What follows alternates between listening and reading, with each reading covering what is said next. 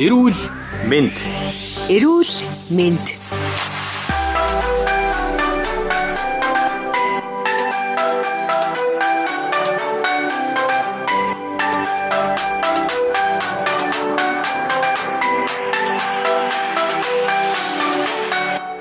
Чихвчний буруу хэрэглээс сонсголд нөлөөлөх нь. In 5, 4, 3, 2, 1. Obi Trice, real name, no gimmicks. Two trailer park girls go round the outside, round the outside, round the outside. Чихвчээ зүүж дуу сонсоод чимээ шуганаас тасрах нь хаач явсан найзтайгаа байгаа мэт дотн мэдрэмж төрүүлдэг.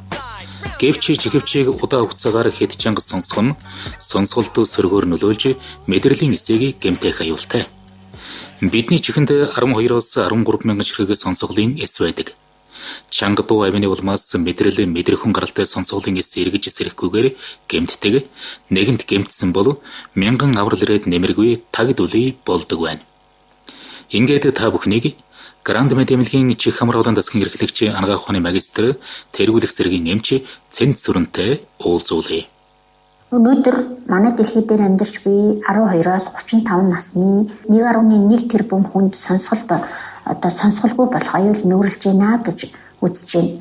Хүний чих бол сонсгол тэнцвэрийн үүрэгтэй хос эрхтэн бөгөөд чихийг гадна, дунд, дотор гэж анатомийн бүтцийнх нь хуваадаг. Гадна дунд чих нь дуу дамжуулах үүрэгтэй, дотор чих маань дууг дамжиж ирсэн механик энергийг биологийн энерги болгож сонсголын мэдрэлээр дамжуулах үүрэгтэй. Хүний сонсголын эрхтэн нь 16-аас 20 мянган герцийн давтамжтай дууг хүлээн авч ялган мэдрэх чадвартай. Дууны даралт ба сонсох мэдрэмж хоёрын хамаарлыг децибелээр илэрхийлдэг. Хүмүүсийн харилцан ярианы түвшин 60 децибел байхад бүр онгоцоор буух үеийн дуу чимээний түвшинг 110 децибел байх жишээтэй. Хит чанга дуу чимээ нь чихний мэдрэлийн эс сонсголын эрхтэн тогтолцоог ядраадаг. 85 децибелээс чанга дуу чимээтэй орчинд 7 хоногт 40 цагаас дээш ажиллах нь сонсголын эрүүл мэндэд аюултай ч гэж үздэг. За нэмэлтээр бол бас ухаалаг гар утасны дундаж хэрэглээг тооцоход өдөрт 2.5 цаг чихвч сонсох нь ойролцоогоор 92 децибелтэй тэнцдэг гэж үзээд байгаа. За сонсгол бууралтын шалтгаанд бол дунд чихний олон төрлийн өвчин эвгүүд ордог. Эдгээр өвчин эвгүүдийг бол орд сэдвүүлээ орхиод яг нөлөөлөх хүчин зүйлийн талаар илүү тодорхой хэрэглэн зүйтэй. Нөлөөлөх хүчин зүйлд нь утасны оператор буюу байнга утастай холбоотой ажил хийдэг хүмүүс, баар цэнгэний газар, уул уурхайд ажилладаг, ялангуяа өргөмжлөх хийдэг барилга уул уурхай, үзүүр үйлчлэгээ, шөнийн цэнгэний газар, зэрэг хит чанга дуу чимээтэй орчинд ажиллах, байнгын чихвч сонсох нь сонсголын эрхтэнд гэмтэл учруулж сонсгол алдагдах, чих шуугах, сонсгол буурах үндсэн нөлөөлөх хүчин зүйлүүд болж байгаамаа. Байнга чихвчтэй юм сонсох нь хүний чихэнд болоод бусад эрхтэнд хэрхэн нөлөөлдөг вэ гэхээр эрдэмтэд чихвчний хит хэрэглэнээс шалтгаалж дэлхийн хэмжээнд 1 тэрбум хүн сонсголын бэрхшээлтэй болох эрсдэлтэй байгаа талаарх судалгааг танилцуулсан байгаа. Ер нь сүүлийн үед сонсголын асуудалтай хүмүүс, ялангуяа залуучууд маш их хэссэн. Гудамжаар алхаж байгаа залуусыг ч гэсэн ингээд ажиглаад харахад чихвч зүүж хөнгөн алхсан нь харагддаг тий. Тэгэхээр чихвчний хэрэглээ ихсэн. Ялангуяа ингээд орой үжсийн цагаар бусдад саад учруулахгүй үүднээс чихвчийг ашиглах нь жилбэг. Гэвч чихвчээр дуу, хөгжим зэргийг чанга удаан сонсгол муудах дүлээрх аюултай. Өөрөөр хэлбэл чихвчээр дуу, хөгжим хичээл ер нь сонсож байгаа аливаа удаан хугацаагаар сонсох, хит чанга сонсох нь сонсголын мэдрэлийн хүлээн авах хэлбэрийн сонсгол муудах дүлээрх шалтгаан болж байгаа хгүй. Тиймээс гинтийн чанга чимээ сонсох, ялангуяа 85 децибелээс илүү чанга чимээ эсвэл байнгын давтамжтай удаан хугацаагаар хөгжим сонсоход дотор чихний сармууслал эсүүд нь гэмтжээдэг. Өөрөөр хэлэх юм бол сонсголын мэдрэл хэсэг нь гэмтэж байна гэсэн. Энэ тохиолдолд эргэж төлжих боломжгүйгээр байнгын сонсгол бууралт болж үлдэх эрсдэлтэй. Гэмт тагд үлий болчихгүй баг багаар сонсгол буураад ахаар нэг юм ажиглагдахгүй, гэтэл хүмүүс үүнийг анзаарахгүй. Хэсэг хугацаа өнгөрч энгийн яриа сонсгоо болсон үедээ л анзаарч сая одоо ингээд сонсгол буураад байна уу да, сонсож байгаа юмныхаа нэг юм волюм төвшингийн арай хэсгэл сонсоод байна уу да гэдгийг анзаарч эхэлсэн үедээ эмч танддаг.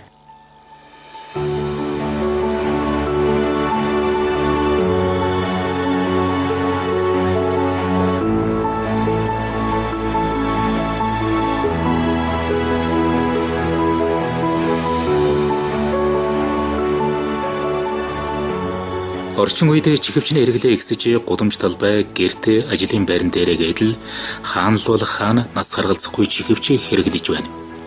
Гэвч мэрэгжилтнүүд чихвчний хөгжим ирээдүйн дунгийн суулгацтай хүмүүсийг бэлтгэж байна гэж үзэж байгаа. Учир нь Дэлхийн гэр бүл мэндийн байгууллагын судалгаагаар өсвөр үеийнхний 46% нь сонсгол модох шинж тэмдэг илэрсэн байна. Энэ нь чихвч удаа хугацаагаар чанга сонсдогтой холбоотой юм. Чанга дуу чимээн дотор мэдрэлийн тийм үслэг эсүүдийг гэмтээгээд нийгэм тэмцээс дахин сэрэгдэггүй, сонсгол муутах нь тухайн үедээ мэдэгдэхгүй ч нас ахих тусам анзаарагддаг тул хүүхдийг аль болох цөөн цагаар бага төвшөнд чихвчний хөгжимтэй нөхөрлүүлэх нь ирээдүйд түүний эрүүл мэндэд хийх хамгийн зөв зүйл. Гэтэл зах зээл дээр худалдаалагдж байгаа бүх төрлийн MP3, 4, iPod нь чангаруулагчийн дээд түвшин 120 децибелтэй байдаг. Тэгэхээр хөгжмөө дууны түвшнийх нь эцэст нь тавьж сонсох нь онгоц буух үеийн дуу чимээтэй тэнцэж байна л гэсэн үг. Дэлхийн эрүүл мэндийн байгууллагаас гаргасан судалгаагаар 85 децибелийн хэмжээний чанга дээр 1 цаг чихвчээр сонсоход л сонсголын эрхтэн гэмтэн шүү гэдгийг батлаад тогтоочихсон. Чихвчийг хэрэглэхэд дууныхаа хэмийг 100% гэж үзэх юм бол 60% хэмдэн ер нь 50-60% хэмдэн талан ч байсан яг хэмдэн хамгийн дээд тал нь 1 цаг буюу 60 минут сонсох ёстой. Үүнээс чанга хэмжээгээр тохируулбал өөрөөр хэлэх юм бол 100% гэж үзэж байгаа юмныхаа 50 ба 60-аас нь хэтрүүлээд тохируулчих юм бол 30 минут түүнээс бага хэмжээнд сонсох ёстой. Ер нь бол чихвчийг нэг удаа сонсохдоо 15 минут сонсоод завсралдаг байгаарэ гэсэн зөвлөмжж байдаг. Тэгэхээр саяын дурдсанаар хэрвээ хөгжмөө 100% гэж үзэх юм бол үүнийхээ 60%-ийнх нь хэмдэнд хамгийн дээд талд тааруулаад 60 минут буюу 1 цагаас хэтрэхгүй сонсоорой. Хэрвээ үүнээс удаан хугацаагаар сонсох юм бол хүмүүс ингэж байгаа шүү дээ. Хит удаан хугацаагаар чихвч хэрэглэх хандлагатай байдаг. Тэгэхээр энэ тохиолдолд сонсголт ямар өөрчлөлт орох вэ гэхээр дотор чих гэмтэн явандаа сонсгол буурна. Чих шуугж эхэлдэг байхгүй. Шууггүйгээр сонсгол буурч болдог. Өөрөөр хэлэх юм бол дуу шууганы их үүсвэр байхгүй үед чихэн дотор янз бүрийн шууган сонсогдохыг чих шуугах гэж нэрлэдэг. Энэ чих шуугах нь бол маш олон төрлийн дотор чихний ер нь бол чихний олон төрлийн эмгийн үеийн ялангуяа дотор чихний эмгийн үеийн үндсэн шалтгаан боловч дуунаас хамааралтай чихвчний удаан зохисгүй хэрэглээтэй холбоотойгоор чих шуугаад эхэлсэн тохиолдлууд бол илбэгшээд байгаа учраас үнийг илүү анхааруулж хэлж байгаа. Чихвчнээс хамааран сонсголгүйж болж болно. Чихвчийг байнга тавтамжтай хэрвэл багаар сонсголоо алдчихад ирээдүйд таг дүлий болох боломжтой. Мөн хүний мэдрэлийн ядаргаанд орж болох уу гэхээр сонсголын захын мэдрэлд нөлөөлнө. Хүн хэд чанга дуу чимээтэй орчинд очиод ядардаг штэ. Үүнтэй адилаар сонсголын мэдрэл ядарна, туйлдна. Гинтийн бародрама гэдэг маш хүчтэй чанга чимээнд хэнгэрэг цорно. Тэр нь жишээлх юм бол уул уурхайн том машины дугуй хагарлаа гэж бодъё, буудлаа гэж бодъё. Үүнээс гадна бас чанга дуу чимээнээс хэнгэрэг цорох хүчтэй буун дуу буудлын спортоор хичээлдэг хүмүүс юм уу эсвэл ан ав хийж явах үедээ хүмүүс бас ийм барав тараманд өртөх тохиолдол байна. Мөн анатомийн бүтцийнхээ хувьд хэнгэрэг нь наашаа байрлсан. Сувган өргөн хүмүүс чихэн гэж ухчаад хэнгэргээ цолох тохиолдолч байдаг. Мөн спортын гэмтэл хийтэй алгадах зэрэг механик шалтгаанаар цоорж болно. Харин чихвчийг сонсож байгаад хэнгэрэг цоорох бол харьцангуй байдаггүй бага. Нэгэнд 60 минутаар хэрэглэж сонсож байгаа бол 15 минут хэрэглээд завсралдаг байгаарэ. Энэ нь чихийг дуунд дасал үүсгээс бас сэргийлж хамаа. Дуу шуугантай ажлын байранд ажилладаг бол дуу чимээтэй орчин нөхцөлд байгаа бол тийм газар байхдаа чихний сонсголын бөглөө хэрэглэж заншаарай. За ингээд сонсгол бууралт буюу одоо ингээд ямар нэгэн байдлаар таны сонсгол багасчгаа байдал нь эхлээд юм уу эсвэл явцын дунд мэдэгдэггүй, гинт буурдаггүй, баг багаар буураад яваад байдаг учраас та аль хэдийн сонсголоо буурсан хойно эмч татхаасаа илүүтэйгээр ер нь бол ингээд сонсголоо шалгуулдаг, урьдчилан сэргийлэх үзлэгт ордог байгаарай. Грандмент эмнэлгийн чих хамар хоолойн засгийн эрхлэгч ангаа ухааны магистр тэргүүлэх зэргийн эмч Цэнт Сүрэн ярилаа.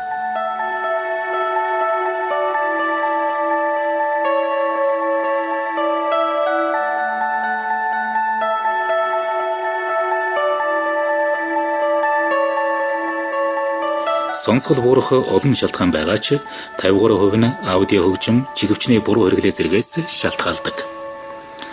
80 децибел болон түүнээс дээш чимээ сонсголын эсийг гэмтээдэг тул чихвч хэрэглэхдээ 60%-аас ихгүй чанга хэмжээгээр өдөртөө 60 минутаас хэтрэхгүй сонсхийг зөвлөдөг. Зайлшгүй чихвч ашиглах шаардлага гарвал аль болох битүүмжлэл сайтай гадна талд нь зүүдэг чихвч сонсох хэрэгтэй.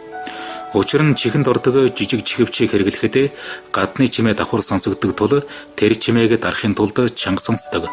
Ингэснээр сонсголд муугар нөлөөлдөг байх нэ.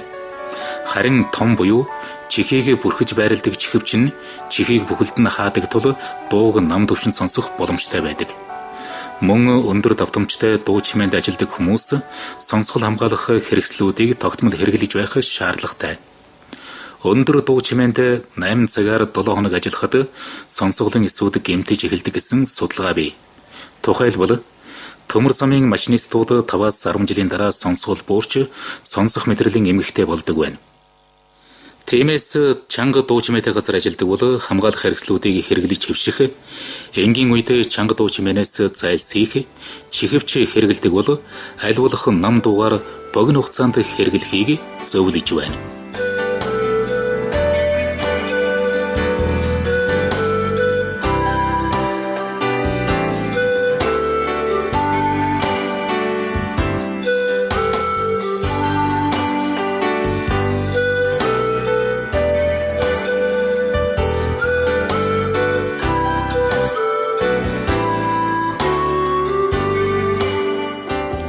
Эрүүл мэндийн төвлөрийн энэ удаагийн дугаараа чихвчний буруу хэрэглээ сонсголд нөлөөлөх сэдвээр хүргэлээ.